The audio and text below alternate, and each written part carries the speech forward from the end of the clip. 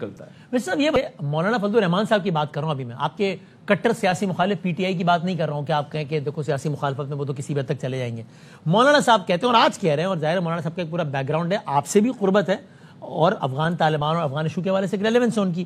وہ یہ کہتے ہیں کہ جناب تاثر دیتے ہیں کہ طالبان جو ہے وہ اگر آج مخالف کیمپ میں چلے گئے تو یہ تو ہماری غلط پالیسیوں کا نتیجہ ہے۔ وہ یہ کہتے ہیں کہ جناب بات چیت کے ذریعے تاثر دیتا ہے کہ مسئلہ حل ہو سکتا ہے۔ میں اسٹریٹ سوال کی طرف آتا ہوں، وہ یہ بھی کہتے ہیں کہ میں بھی اس حوالے سے اپنا کردار ادا کر سکتا ہوں، لیکن اس کے لیے آپ کو ایک سازگار ماحول دینا ہوگا۔ میرا سوال یہ ہے کہ اس ساری صورتحال میں given his background and relevance and everything، مولانا فضل الرحمان صاحب ریلیونٹ ہیں اس معاملے کو بہتر کر سکتے ہیں، یا آپ کہیں کہ نہیں بنانے سے معاملہ اس سے بہت آگے چلا گیا؟ دیکھیے، مولانا فضل الرحمان صاحب کی بڑی عزت ہے اور ہم ان کے ہمیشہ قدر کی نگاہ سے دیکھتے ہیں، اور وہ افغان طالبان رجیم کے ساتھ بات چیت میں وہ شریک بھی رہے ہیں ایک عرصے کے لیے۔ مگر دیکھیے جو اس وقت صورتحال ہے، پاکستان نے تو ہر ممکن کوشش کی۔ پاکستان کی ڈیمانڈ کیا ہے؟ پاکستان کی ایک ڈیمانڈ ہے کہ بھی ہمارے لوگ نہ مریں، ہماری ٹیریٹوریل انٹیگریٹی وائلیٹ نہ ہو، ہماری سرزمین پر دہشت گردی نہ ہو، اور افغان سرزمین اس کام کے لیے استعمال نہ ہو، افغانستان ان کو سہولت نہ دے ان دہشت گردوں کو۔ ہماری تو صرف اتنی ڈیمانڈ ہے، اگر اس کے لیے کوئی انڈیا جا کے بیٹھتا ہے تو یہ افغان طالبان رجیم کا اپنا قصور ہے۔ اور جب یہ انہوں نے ہماری مغربی سرحد پہ حملہ کرنے کی بھی جرت کی تو اس وقت جو منہ توڑ جواب دیا تو پھر بھاگے کیوں وہاں سے؟ دیکھیے یہ افغان طالبان رجیم کا ہمیشہ سے ایک دورہ معیار رہا ہے، منافقت رہی ہے، اینٹی پاکستان سٹانس کو لے کے چلے ہیں۔ پاکستان نے تو حتی الوسع کوشش کی، کتنی دفعہ آپ نے دیکھا کہ وزیر دفاع وہاں پہ گئے، ڈی جی آئی صاحب وہاں پہ گئے، آپ نے دیکھا کہ چائنا کے ساتھ ٹرائی لیٹرل ٹاکس ہوئیں، تو پاکستان تو ہر ٹاکس میں شریک رہا ہے۔ اس کے باوجود اگر پاکستان پہ حملے ہوتے رہیں گے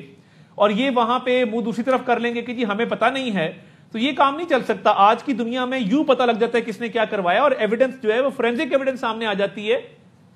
تو اس میں پاکستان کا کوئی قصور نہیں ہے،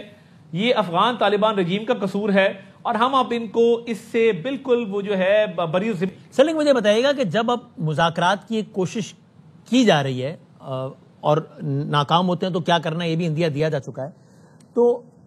آپ کو اس میں کیا خامی نظر آتی ہے جو آپ کے کچھ ناقدین کہتے ہیں یا کچھ افغان امور کے ایکسپرٹس کہتے ہیں کہ بہت اچھا ہو کہ فضل الرحمان صاحب یا لائکس آف فضل الرحمان صاحب یا سہیل آفریدی جو کہ سب سے متاثرہ صوبہ ہے کے پی کے، اس کے چیف ایگزیکٹو میں یا ان کی یعنی پی ٹی آئی سے کوئی نمائندگی، اس لیے کہ وہ ایک سب سے متاثرہ صوبے کے حاکم ہیں وہ اس وقت، ان کو شامل کر لیا جائے تو بہتر اس لیے، یعنی یہ تو تنقید ہوتی ہے، اس کا جواب دیجیے گا، کہ وہ کہتے ہیں بہتر اس لیے ہے کہ یہ دو کام ہوں گے، یا تو مذاکرات کامیاب ہو جائیں گے تو بہت ہی اچھا ہے، ہم بھی بار بار کہہ رہے ہیں کہ ہم تو جنگ نہیں چاہتے لیکن وہ مانتے نہیں ہیں، تو یا تو کامیاب ہو جائیں گے تو اچھا ہو جائے گا، یا اگر ناکام بھی ہوں گے تو کم از کم ان عناصر کو یہ کہنے کا موقع نہیں ملے گا کہ صاحب ان لوگوں نے معاملہ مس ہینڈل کیا ہے۔ نہیں دیکھیے، یہ ماضی میں بہت سارے لوگ شریک رہے ہیں،